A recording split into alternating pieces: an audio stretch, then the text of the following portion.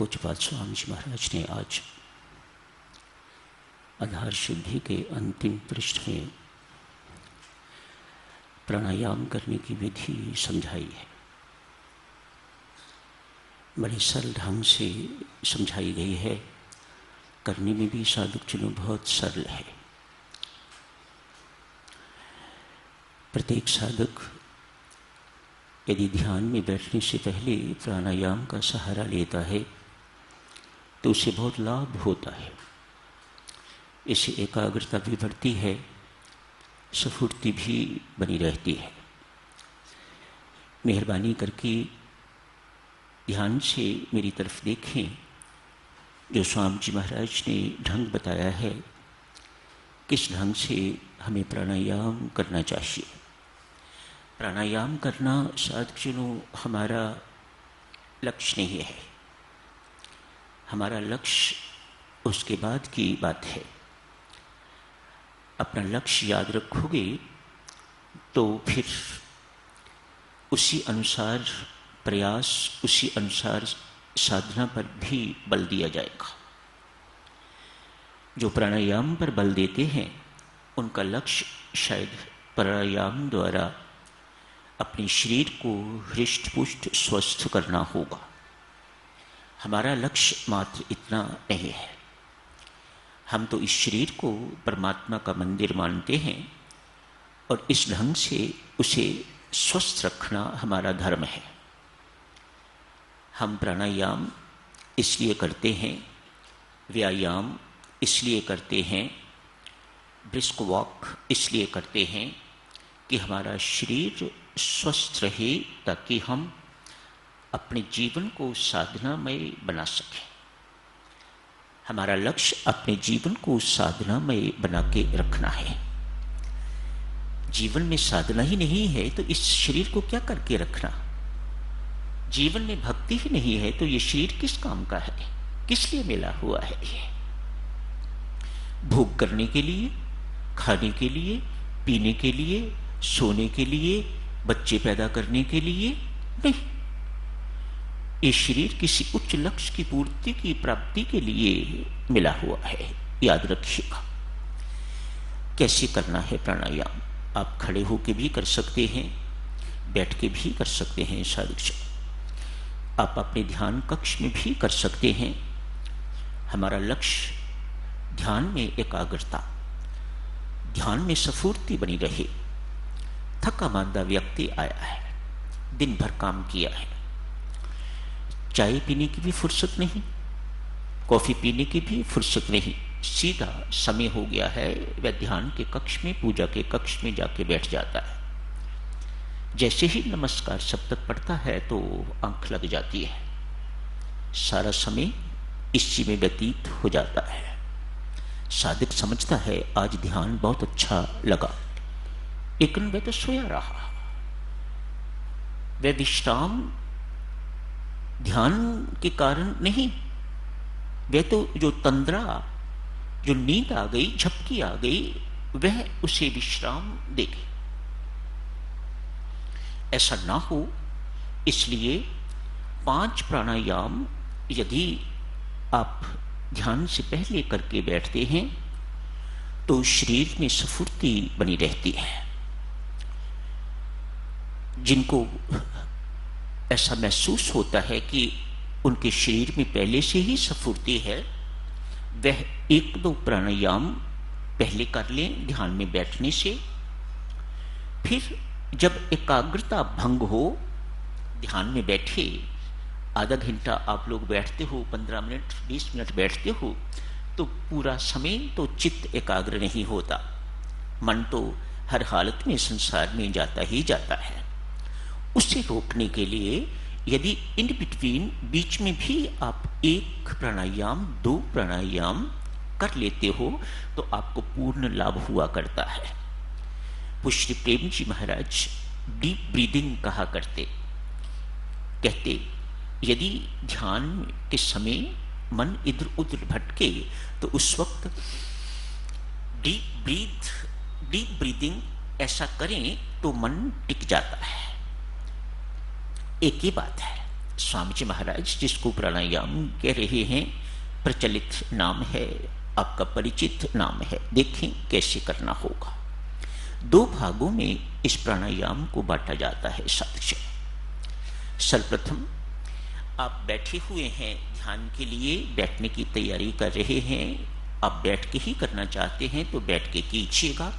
एक लंबा श्वास अंदर खींचिएगा। ये श्वास साधक स्वामी जी महाराज ही समझाते हैं, ऐसा होना चाहिए, जबरदस्ती वाला, ऐसे वाला नहीं, बहुत प्रेम पूर्वक। स्वामी जी महाराज उदाहरण देते हैं, ये कैसा होना चाहिए, जैसा एक नन्हा मुन्ना बच्चा, शिशु माँ का दूध जिस प्रेम से प्रीतिपूर्वक बहुत धीरे धीरे बहुत प्रेम पूर्वक पीता है, उस प्रकार से धीरे धीरे श्वास को भीतर खींचिएगा। श्वास खींचते वक्त चूंकि आप श्वास अंदर ले रहे हैं, आप चाहते हैं कि पूरी की पूरी बाहर की ताज़ा हवा हमारे अंदर भर जाए, इसलिए पेट आगे को उबरता है, छाती फूलती है। देखें, छाती भी फूलती है, पेट भी आगे को उबरता है, ताकि फेफड़ों को अधिक से अधिक जगह मिल सके, वह अधिक से अधिक वायु को, बाहर की वायु को भीतर खींच सके, ग्रहण कर सके। आपने कैसे किया? छाती भी फूल रही है, पेट भी आगे को बढ़ रहा है। उसके बाद इस प्राणायाम का अंतिम भाग है, उस श्वास को छोड़ना नहीं, अभी रोकिएगा। उसे कुंभक कहा जाता है। बहुत महत्वपूर्ण है ये कुंभक, पहले भाग से कहीं अधिक महत्वपूर्ण है ये कुंभक, अर्थात श्वास को रोकना। अल्पकाल के लिए, जबरदस्ती नहीं करनी। अभ्यास हो जाए तो आप जितनी देर के लिए मर्जी रोकिएगा, पर अभ्यास नहीं है तो जबरदस्ती नहीं करनी। उस कुंभक करते हुए हमारा लक्ष्य याद रखिएगा, चाहे हम श्वास खींचते हैं, चाहे हम कुंभक कर रहे हैं, राम राम राम राम निरंतर चलते रहना चाहिए। विशेषतः जिस वक्त आप कुंभक करते हैं उस वक्त तो राम राम जरूर चलना चाहिए। कुंभक खत्म हुआ, अब श्वास को धीरे धीरे बाहर निकालिएगा। जो अंदर भरा हुआ था उसे बाहर निकालना है। बाहर निकालने के लिए ये जो पेट पहले उभरा हुआ था, जगह बनाने के लिए अब इसको पेट की ओर सिकोड़ना है।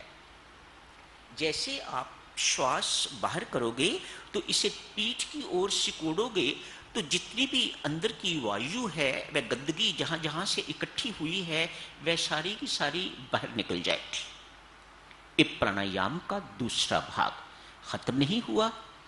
अब आपने बाहर श्वास निकाला है तो बाहर भी कुंभक कीजिएगा, उसे बाह्य कुंभक कहा जाता है। वहां फिर श्वास को रोकिएगा।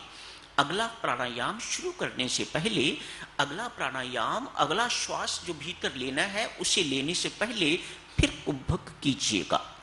बाह्य कुंभक एवं भीतरी कुंभक, 2 कुंभक, इससे एक प्राणायाम पूरा हो जाता है। ऐसे 1 या 2 प्राणायाम विधि पूर्वक आप करते हैं तो आपको ध्यान में स्फूर्ति बनी रहती है, एकाग्रता लाभ होती है। मत सोचिएगा अब हम बूढ़े हो गए हैं इसलिए ये नहीं कर सकते। इसके लिए कोई आयु की बात नहीं है। हमें प्राणायाम एक्सपर्ट नहीं बनना है, हमें ध्यान के एक्सपर्ट बनना है। हमारा ध्यान कैसे लगना चाहिए? हमारा ध्यान मन संसार में न जाए, केवल परमात्मा पर टिका रहे। हम किस प्रकार से परमात्मा की कृपा के पात्र बन सकें, हमारा ध्यान इन सब बातों के लिए है। ये तो हो गई साधक प्राणायाम की बात। शुरू करना कोई मुश्किल नहीं है, बहुत आसान है। इसे ध्यान के साथ यदि नहीं जोड़ना चाहते तो कोई बात नहीं। अपने घर की छत पर जाके किसी वक्त भी कर सकते हैं आप, अच्छा लगेगा आपको, अच्छा रहता है। पर हमें ज़रूरत तो ध्यान के वक्त है, ताकि हमारी एकाग्रता बनी रहे, स्फूर्ति बनी रहे।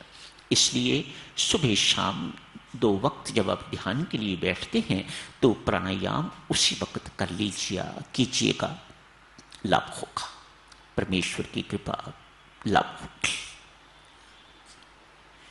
प्रेम पथ के अंतर्गत आज पूज्यपाद स्वामी जी महाराज ने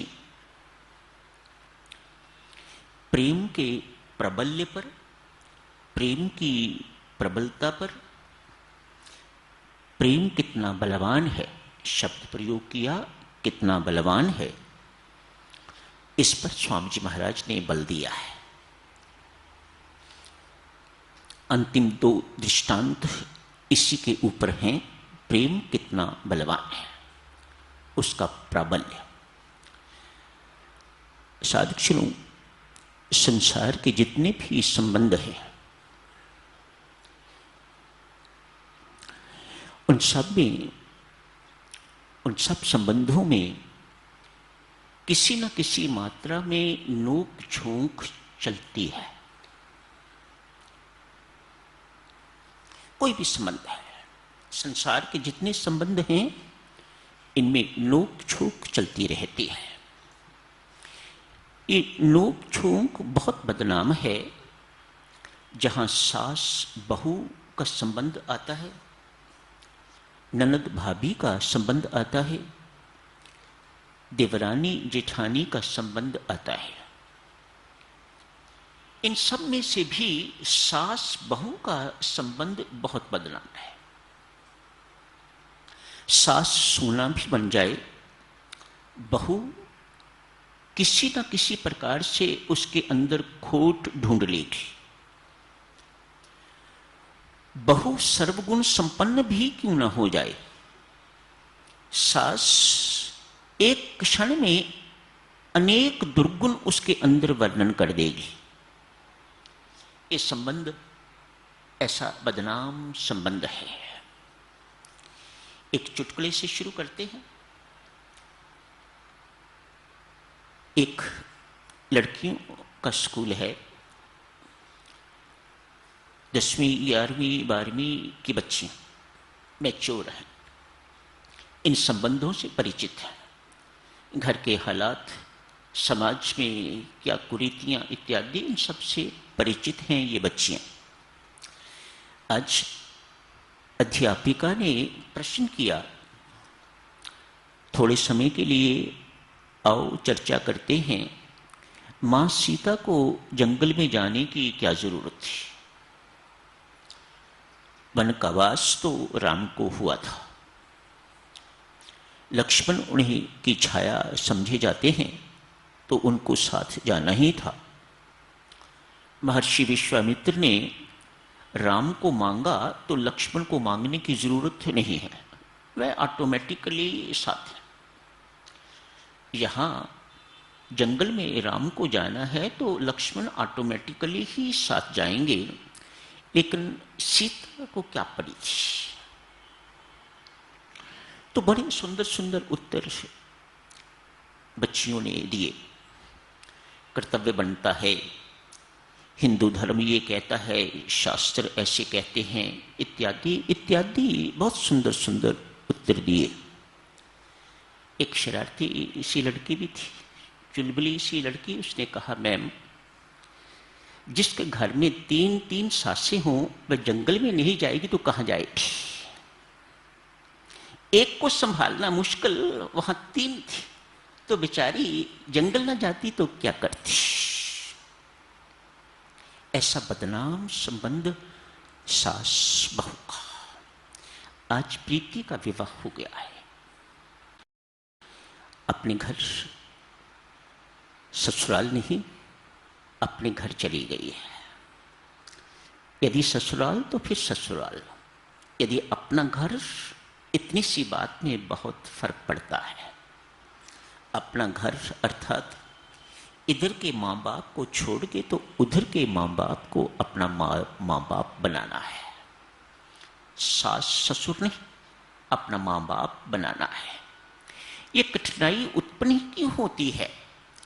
तभी जब बच्ची वहां जाके अपने सास ससुर को माँ बाप नहीं बना पाती और माँ बाप उसे बहू की जगह पर अपनी पुत्री नहीं स्वीकार करते, इसीलिए ये सब कुछ होता है। यदि ये हो जाए देवियों सज्जनों, तो फिर किसी प्रकार की कोई समस्या नहीं है। प्रीति जब से घर गई है तब से एक दिन भी सुख का व्यतीत नहीं हुआ। इधर प्रीति दुखी है तो उधर प्रीति की सास दुखी है। दोनों में परस्पर एडजस्टमेंट, अकोमोडेशन की कोई संभावना नहीं, कोई गुंजाइश नहीं। अतएव दिन प्रतिदिन लड़ाई झगड़ा बढ़ रहा है। दोनों के दोनों दुखी जीवन, नारकीय जीवन व्यतीत कर रहे हैं। समय हो गया है साधक जनों, चर्चा को आगे जारी रखेंगे। आज यही समाप्त करने की इजाजत दीजिएगा। धन्यवाद।